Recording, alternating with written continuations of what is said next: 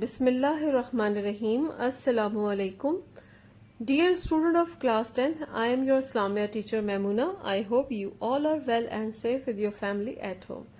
Student, take out your Islamia book and open page number 54, hadith number 16. بسم اللہ الرحمن الرحیم. للصائم فرحتان فرحة عند افطاره وفرحة عند لقاء ربه.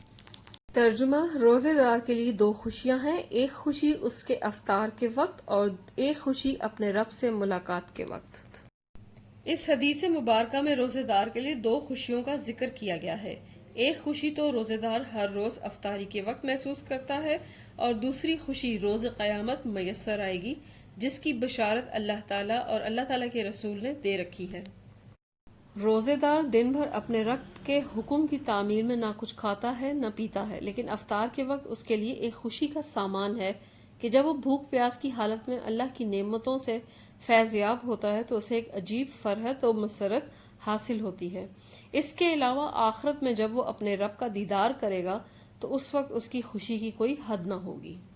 رسول صلی اللہ علیہ وآلہ وسلم نے فرمایا کہ آدمی کے ہر نیک کام کا بدلہ 10 سے 700 تک دیا جاتا ہے.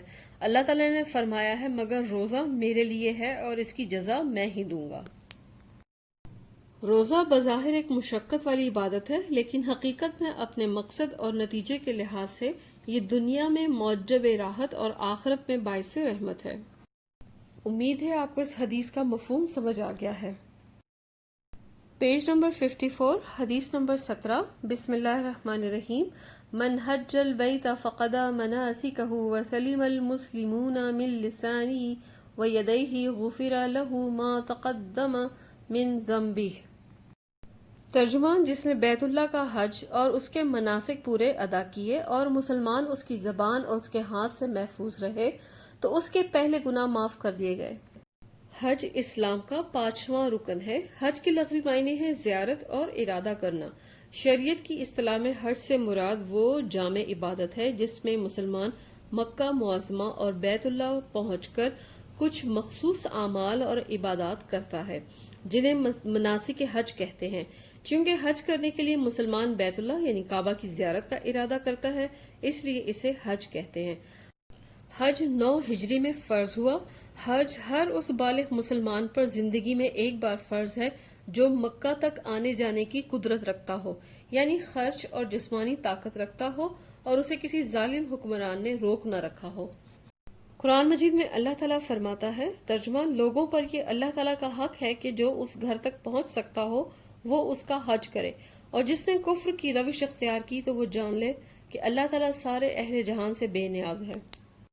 مناسک حج کا مطلب ہے حج کا طریقہ، یعنی حج کرنے کے لیے حاجی کو کیا کیا ضروری کام کرنے پڑتے ہیں. مناسک حج کی مخصوص اعمال اور عبادات اگر رہ جائیں تو پھر حج قبول نہیں ہوتا تھا. حج کے سلسلے میں مکہ میں دنیا بھر کے مسلمانوں کا عظیم الشان اجتماع ہوتا ہے، لہٰذا اس بات کا اہتمام ضروری ہے کہ اس موقع پر صبر و تحمل، عفو و درگزر اور ایثار سے کام لیا جائے. اپنے کسی مسلمان بھائی کی زبان سے دل آزاری کی جائے، نہ ہاتھ سے اسے کوئی تکلیف پہنچائی جائے.